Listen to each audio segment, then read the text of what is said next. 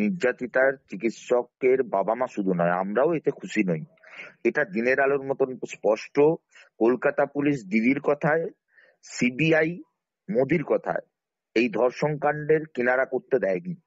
আমরা দেখলাম ইডির কর্তা রিলায়েন্সের বড় মালিকানার পদে বসে গেলেন, বিজেপির মুখপত্র বোম্বে হাইকোর্টের বিচারপতি হয়ে গেলেন, কলকাতা পুলিশের আইপিএস অফিসাররা যারা আত্মহত্যা বলে চালাতে চেয়েছিলেন তাদের প্রমোশন হয়ে গেল, সন্দীপ ঘোষরা বহাল তবিয়তে ছাড় পেয়ে গেল, অভিক বিরূপাক্ষরা যারা এই জাল ওষুধের ব্যবসা থ্রেড কালচারের সঙ্গে যুক্ত তারা বেমালুম তৃণমূলের নেতা হয়ে ঘুরে বেড়াচ্ছে।